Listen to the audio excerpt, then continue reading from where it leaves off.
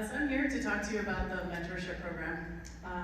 And part of the reason I titled this the way I did was, I think we all kind of know that mainframe in general as a technology has a bit of a discoverability problem. What I mean by that is, it's hard for people to discover that it exists, how to get into it, and that they are still out there in the world. I love Donna's example earlier. You know, she worked in Chicago in finance. She was this close, but you know, it was a foreign community and technology to her for a while. And you know, my experience has been very similar. So I worked for about 20 years doing Linux systems administration. That moved into the cloud area, of course, working on distributed systems and containers. And I think in that 20-year tenure, I didn't really know mainframes existed until kind of the end when I was working in containers, and there was I think there was some client that was trying to get off the mainframe, and I didn't pay much attention to it. I kind of heard the word floating around, and I'm like, oh, that's interesting, like those are still there. But it didn't really occur to me until I was actually looking for a job. And the way I came to IBM was someone from the Cloud Native Computing Foundation learned I was looking for work, and he's like, I think there's something that would be really interesting to you.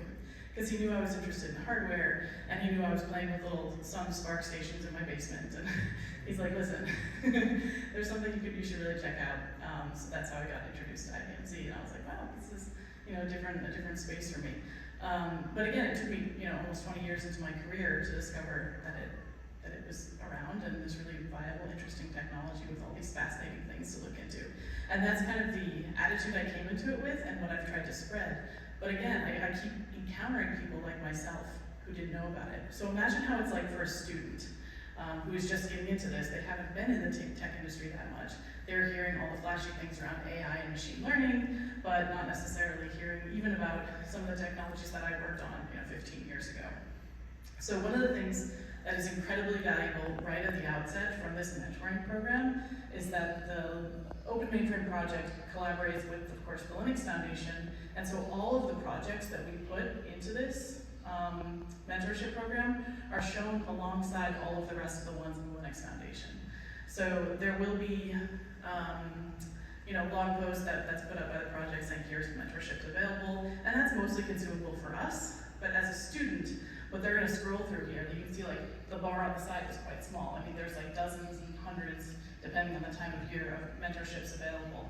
So in this screen here, you've seen ones from like the Linux kernel, you see one from the LF networking project, Open Daylight, and these are just various projects inside of the part of the Linux Foundation.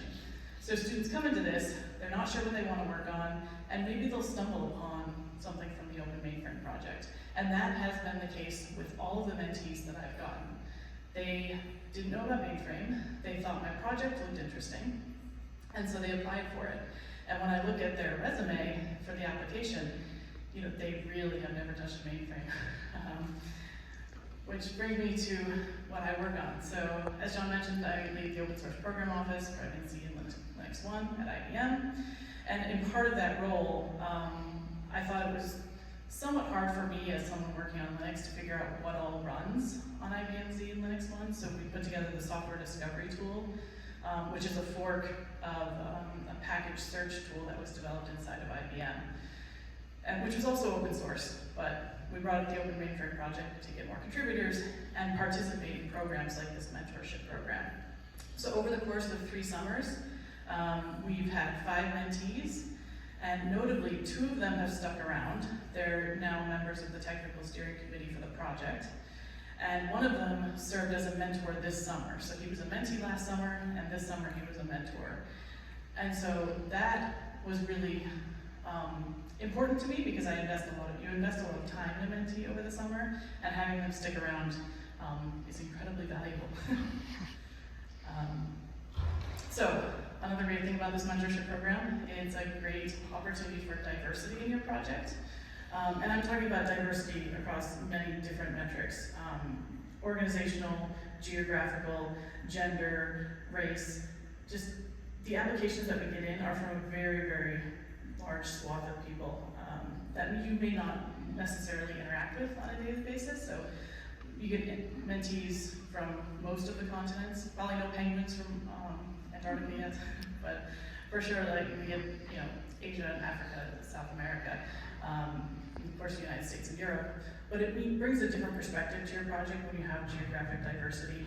Of course, my first year with the mentor, there was a woman who joined us, and she's actually a member of the TSC, so our technical steering committee is half women, which is very exciting. Another thing, with this, it brings different perspective and changes your project up a bit. Another one is, since people know I work in open source, I often get asked the question, how do I get contributors to my project?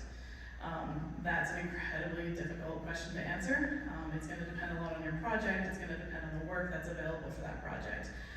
But it also depends on the attention that you grab from people, because people are working on a lot of things, and so they may not necessarily have, have time to work on your project with that interest.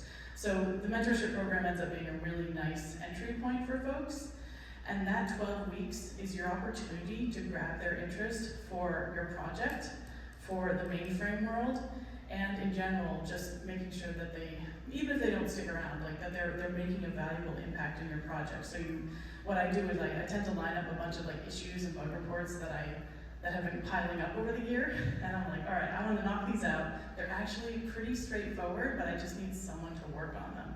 And that's a nice way to clear the deck of some of your low-hanging fruit type of easy to fix issues in your project that you may not be able to get to otherwise because people are busy. So you have these mentees for the summer, and I'll get into some of the suggestions in a moment, but those are also really satisfying for those mentees to get done. So, some tips from mentors. So there's something that I want to do after the summit, and I want to get together with some of the other mentors so we can put together a document that actually puts a bunch of our tips together, because I think we all have some tips to take away from when we've worked on these projects. But these ones are mine for the past 3 years. So the first one, so I'm very lucky. My project runs on Linux and it uses Python, and that is a pretty straightforward tech stack to get people access to. But some projects, of course, if they're using COS or if they're needing to get access to a different environment that uses COBOL or something, it may be difficult to get access to that environment for your student. So my first piece of advice is make sure you get the access questions solved before the mentorship starts.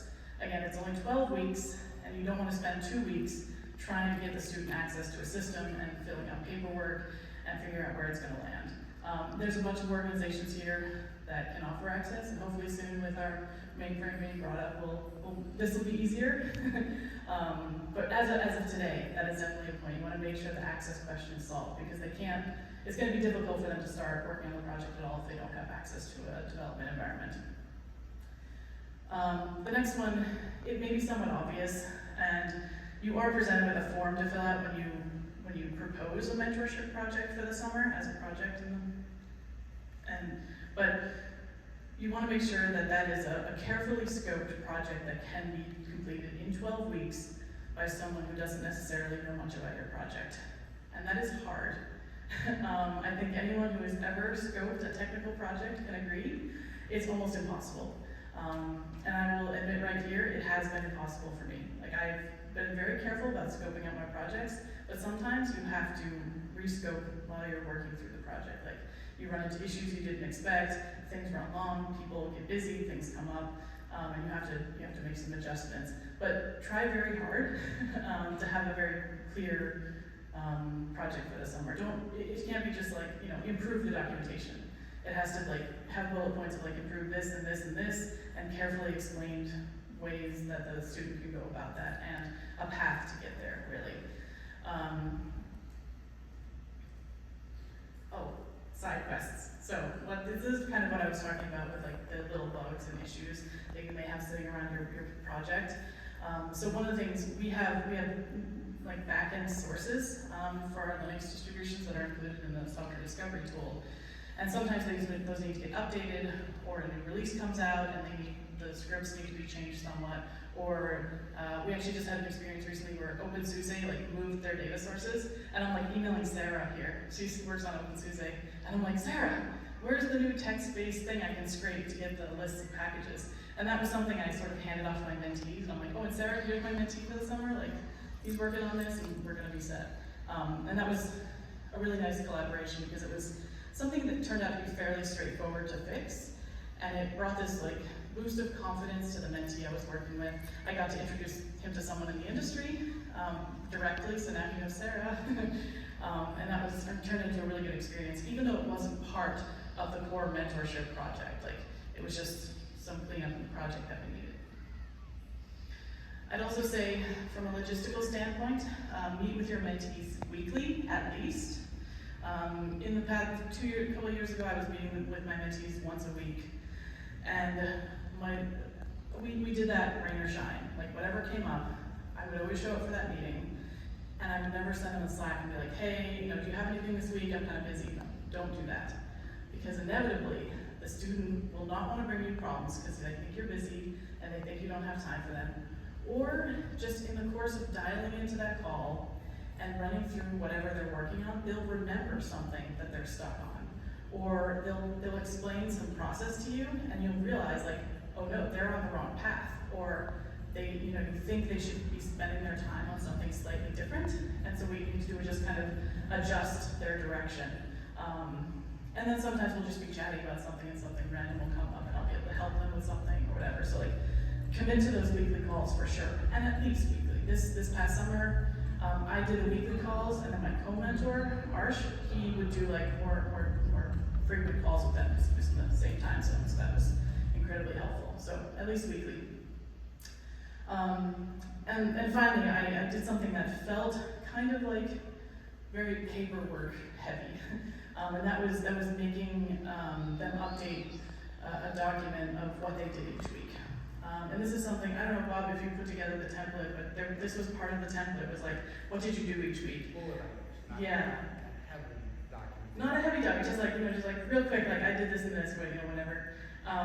And that has actually really been super helpful for my project. And it feels tedious while you're doing it, because you're like, oh, this is all in GitHub. We've already had meetings about this. Why am I repeating this in a document?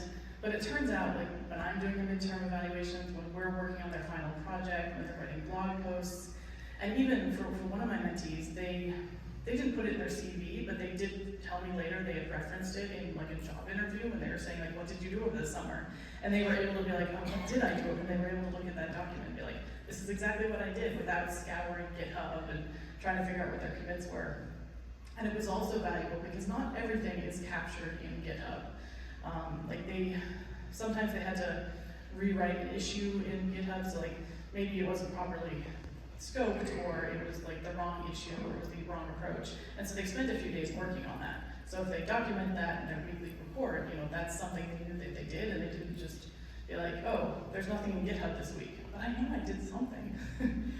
So having that weekly just update was actually really helpful to all of us.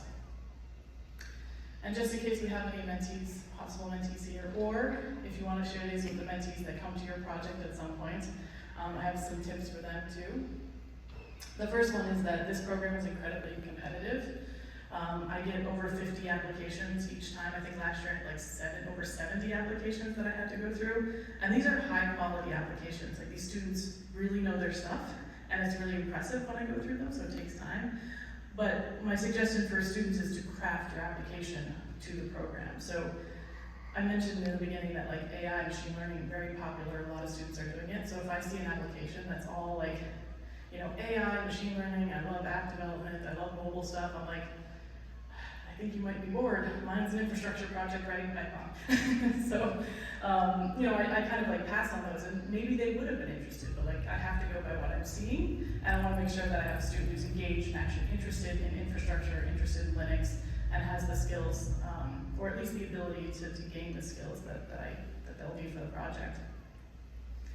Another thing that students actually started doing on their own this year for my project, they joined my project before the mentorships were decided. And that was really interesting to see. I think we had the biggest project meeting ever right before the decisions for the mentorships came out, because we had like 5 or 6 contributors who were all vying for those 2 precious spots that we had in the mentorship program for my project. So they came to our meeting. Some of them were replying to bug reports. Some of them were having interesting ideas about like, adding in some code quality checks to our code and stuff. And it was really fascinating to see how engaged these people were. And just, I still went through all the applications and I went through the process, but those people who showed up at the meeting even before the mentorship started, they definitely had an advantage there. And then again, like, the mentor is there to help.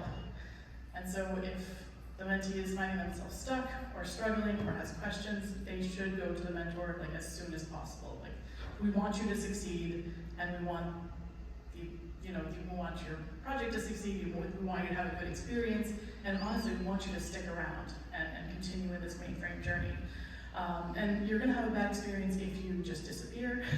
And I tell people, like, when I start my mentorship, I always tell them, I'm like, listen, I'd rather have you come to me and tell me that you don't yet have the skills to complete the project than to just disappear.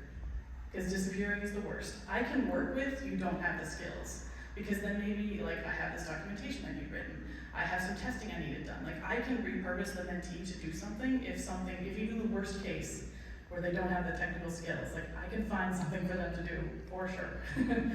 So just keeping that line of communication open and saying when they have problems. And again, like, I said with last summer, what we ended up at the end of the summer was a proof of concept rather than an implemented solution. And that was perfectly fine. That proof of concept was great, and this summer we had a mentee finish it up, and now it's in production. So that's sometimes the scope changes of the project, and having that open line of communication is really what's important. So I'm going to leave you with a couple of links. The QR code, it gives you a link to the Linux Foundation's mentorship program, and that will, I think towards the bottom it says like view all mentorships, and that's where you can like scroll through that list of a bunch.